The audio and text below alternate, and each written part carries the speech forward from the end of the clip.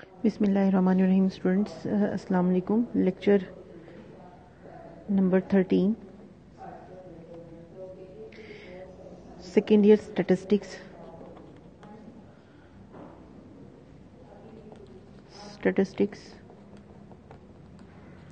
Today our topic about exercise, chapter number 14.2 exercise.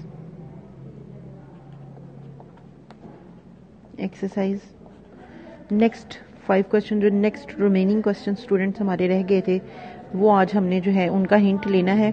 ये छोटे से हैं, फिर नेक्स्ट इंशाल्लाह जो है वो मंडे से हमारी कॉलेज में क्लासेस स्टार्ट हो जाएंगी, तो हम उस पर काम करेंगे।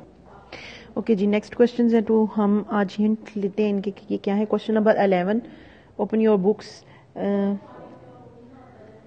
Given the following data, correlation का चैप्टर है। नेक्स्ट लास्ट जो रिमेनिंग था हमारा लेक्चर, उसमें हमने जो थे वो 10 तक क्वेश्चंस देखे थे। आपके जो कमेंट्स आए कि आपको उसकी समझ आ गई है, और जो चीज़ आपको नहीं समझ आएगी वो आपने मुझे दोबारा से, तो मैं हिंट दे रही हूँ। ये क्वेश्चंस भी क्योंकि कोफिशिएंट ऑफ कोरिलेशन के ही हैं तो उसके साथ ही मिलते जुलते हैं। गिवन द फॉलोइंग डाटा, उसने हमें x बार 54 दिया हुआ है, y bar is equal to 28, B Y on x is equal to -1.5 and B X on y is equal to -0.2।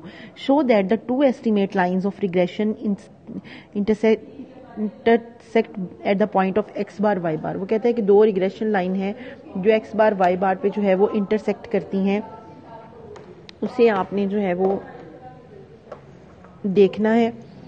कहता है deliver point x bar, estimate the value of x। कहता है जो x बार y बार पे estimate करती हैं, estimate the value of x and when y is equal to, आपने x को एस्टिमेट करना है जब y आपके पास कितना है, 30 है। ठीक है, यहाँ से बच्चे आपको एक पॉइंट मिला कि अपने अगर y 30 है तो इट्स मीन कि आपने जो लाइन बनानी है वो आपको क्वेश्चन नंबर 11 पार्ट ए, ठीक है, इसमें वो आपसे कह रहे हैं कि आपके पास x बार जो है वो 54 है, y bar is equal to 28 है, बी वाई ऑन x उसने आपको -1.5 दिया है, और बी एक्स ऑन y जो है वो -0.2 दिया है। ठीक है, अब उसने आपसे ये बोला है कि आपने मुझे क्या निकाल के देना है, एस्टिमेट करनी है the value of x when y is equal to 30। आपने x की वैल्यू आपने मुझे निकाल के देनी है, ठीक है, जबकि y आपके पास 30 है। इट्स मीन यहाँ से क्लियर कट है कि आपने लाइन जो है पहले एस्टिमेट करनी है x is equal to a plus B Y. ठीक है, a प्लस बी वाई आप कर लें इसको, और यहाँ पे आपने वैल्यूज इसकी पुट कर लेनी है, b का फार्मूला लगा लेना है x का। अब ये जो b है वो उसने आपको ऑलरेडी निकाल के दी हुई है, तो आप लाइन सेट कर सकते हैं x बार और v की वैल्यू। तो यहाँ पे जो b की वैल्यू होगी वो होगी x ऑन y वाली, ठीक है, y ऑन x वाली नहीं, x ऑन y वाली, ये वाली वैल्यू आपकी जो है वो यूज होगी। ठीक है, x ऑन y वाली -2। तो आप x की वैल्यू निकालेंगे तो फिर आप उस वाली इक्वेशन में पुट करके जो है वो x की वैल्यू निकाल लेंगे। ठीक है, a आप यहाँ से कैसे निकालेंगे, a आप यहाँ से निकालेंगे बच्चे, a is equal to x bar minus B X on y। ठीक है, ये वाली वैल्यू करके अब आपके पास x बार जो है वो है। ठीक है, a आपने निकाल लिया, x bar is equal to 54 minus B X on y -0.25। ये कर लेंगे तो आपके पास a की वैल्यू आ जाएगी। ठीक है, a आप कैलकुलेट कर लेंगे।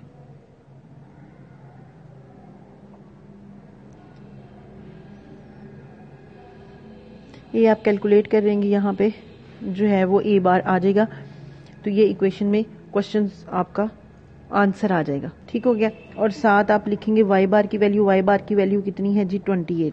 तो इस तरह से आप a कैलकुलेट कर लेंगे और उसकी इक्वेशन बन जाएगी ये वाली, और उसमें value y is equal to 30 put up करेंगे तो आंसर जो है वो x का आ जाएगा। इसी तरह जब आपने and the value of y when x is equal to 55, जब आपने y की वैल्यू निकालनी और x, तो फिर आपने लाइन फिट अप करनी है कौन सी जी, सेम ऐसे ही आपने y इज इक्वल टू जो है वो a प्लस बी x निकाल लेनी। ये इक्वेशन आपने एस्टिमेट करनी है। यहाँ पे जो a निकालने की वैल्यू होगी वो आपके पास होगी y बार माइनस बी एक्स बार। ठीक है, ये वैल्यू की आपकी इक्वेशन हो जाएगी। ये आप यहाँ से कैलकुलेट कर लेंगे स्टूडेंट्स। तो यहाँ पे दो लाइन, और उसमें जो आपकी फाइनल इक्वेशन आएगी उसमें आप x इज इक्वल टू 55, जहाँ x होगा वहाँ पे 55 रखेंगे और आंसर निकाल लेंगे। ठीक हो गया, बुक पे भी उन्होंने हिंट दिया हुआ, show the estimate of X Y bar is equal to 2854 and estimate this one. Next part है B, for a given set of data, कहते हैं अगर आपको एक डाटा सेट दिया गया है, the least square regression lines are, अब उसने खुद ही 2 रिग्रेशन लाइंस आपको दी हुई है, y on x and x on y, ठीक है, ये इक्वेशंस आपको दी हुई हैं इन फॉर्म। अब उसने बोला है find the product moment correlation coefficient for the data, आपने कोफिशिएंट कोरिलेशन निकालना है इसके बी पार्ट में। तो बच्चे आपने आर का एक फार्मूला पढ़ा हुआ है कोरिलेशन ऑफ कोफिशिएंट का, कोफिशिएंट ऑफ कोरिलेशन का आपने एक फार्मूला पढ़ा हुआ है, that is x is equal to B X on Y into B Y on X over under root, मतलब geometric mean of 2 regression coefficients are का।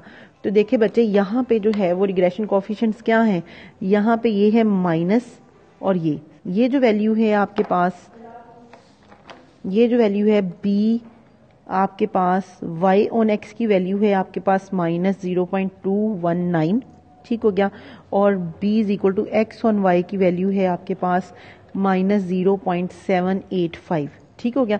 ये 2 वैल्यूज हैं आपके पास b y ऑन x की और b x ऑन y की। इन दोनों values को माइनस है तो माइनस बाहर आ जाएगा कॉमन, आप इन दोनों को इस फार्मूले में पुट अप करेंगे, आंसर निकालेंगे तो आपके पास कोफिशिएंट ऑफ कोरिलेशन का आंसर आ जाएगा। That's the hint of 11 part number B, ठीक हो गया स्टूडेंट। नेक्स्ट हमारा क्वेश्चन अब है, वो है question number 12 A, find the following set of data use U I is equal to X I minus 1000, मतलब कि वो आपकी जो ओरिजिन है ना उसको चेंज करें, and V I is equal to Y minus 250 over find the product moment correlation, आपने प्रोडक्ट मोमेंट कोरिलेशन निकालना है, the least square lines of regression Y on X. तो बच्चे इसमें जो है वो आपके पास उसने यू आई और वी, मतलब एक्स यू वी निकालना है, ठीक है। इसका फार्मूला आपने सेम पीछे पढ़ा हुआ है और इसकी एग्जाम्पल भी की हुई है, ठीक है। सेम उसी एग्जाम्पल के अकॉर्डिंगली ये क्वेश्चन होना है। जस्ट अ सेकेंड बच्चे, ये देखें क्वेश्चन नंबर 12 का जो ए पार्ट है, ये एग्जाम्पल नंबर 14.5 में ऐसा काम आपने किया था कि आपने इसको यू और वी में चेंज किया था। किस में चेंज किया था? यू और वी में। ये देखें इसका बी पार्ट जो उसने दिया था आपको, उसमें आपने यू और वी में इसको चेंज किया था, ठीक है। तो इसी तरह से जैसे ये क्वेश्चन हुआ, इसमें ये वाला फार्मूला लगेगा आर यू वी का, N summation U V, summation U summation V, ये वाला जो फार्मूला है इसको आपने जो है वो यूज करना है इस वाले क्वेश्चन में, क्वेश्चन नंबर 12 के ए पार्ट में, ठीक है। सेम एग्जांपल नंबर 14.5 के जो है वो पार्ट नंबर 2 की तरह ये क्वेश्चन है, कोडिंग का क्वेश्चन है। हमारा जो क्वेश्चन है वो क्वेश्चन नंबर 12 का पार्ट जो ए है वो सेम जो है वो एग्जांपल नंबर 14.5, मतलब एग्जांपल नंबर 14.5 की जो है उसके अकॉर्डिंगली पार्ट बी की तरह क्वेश्चन है, आपने सॉल्व कर लेना है। नेक्स्ट क्वेश्चन है, one of each of 30 items 2 measurements are made on the variable X and Y.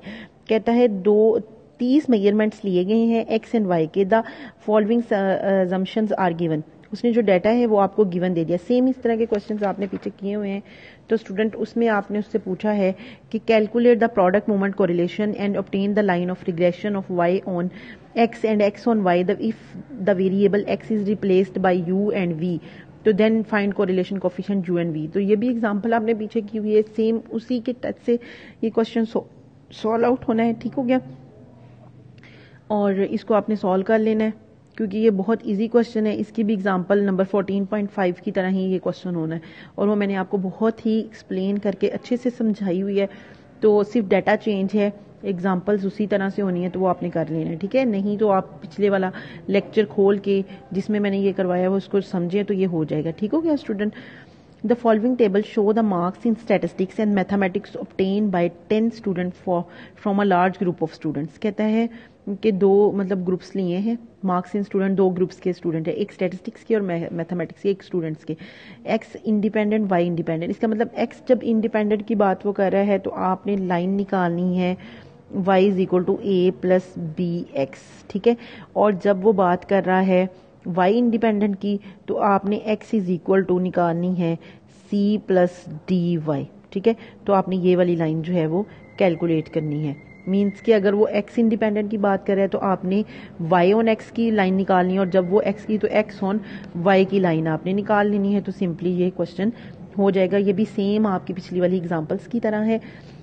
13A a random sample of 20 pairs observation. 13 जो है वो पेयर्स है ऑब्जर्वेशन का, आपको डाटा दे दिया गया है। Following estimate the regression function x on independent, same वही बात, अगर एक्स इंडिपेंडेंट है तो ये इस तरह Y is equal to A plus B X की लाइन बनानी है आपने, और अगर एक्स वाई इंडिपेंडेंट है तो एक्स ऑन वाई की लाइन आपने कैलकुलेट करनी है। जस्ट उसने जो वर्ड्स हैं उनको चेंज की इंटरचेंज किया है, अदरवाइज इसमें कुछ भी मुश्किल नहीं है। सेम इसी तरह के क्वेश्चन हम पहले कर चुके हैं। तो स्टूडेंट्स ये आपने अटेम्प्ट करने हैं। अगर आपको कोई भी मसला होगा तो आपने मुझे कमेंट करना है, वो इंशाल्लाह फिर जैसे ही आपकी क्लासेस स्टार्ट होंगी उसमें हम सॉल्व आउट कर लेंगे। गिवन द फॉलोइंग डाटा, ये भी डाटे में भी उसने सिंपली आपसे लाइंस ही पूछी हैं। Given data determine the two regression line, तो बच्चे ये भी same as it is A part की तरह है, और नेक्स्ट जो सी है वो भी सेम आपके 13 के क्वेश्चन के साथ है। तो सो स्टूडेंट आपका जो क्वेश्चन नंबर चैप्टर नंबर 14 है वो कंप्लीट हो गया यहाँ तक, ठीक है। नेक्स्ट आपका जो क्वेश्चंस हैं हम एक्सरसाइज करेंगे, और अगला चैप्टर है एसोसिएशन जो हम तैयार करेंगे। आपने जो भी प्रॉब्लम है इन क्वेश्चंस में वो मुझे बतानी है हाईलाइट करके, तो वो उस पर हम एक लेक्चर जो है वो रख लेंगे। ओके जी, अल्लाह हाफिज़।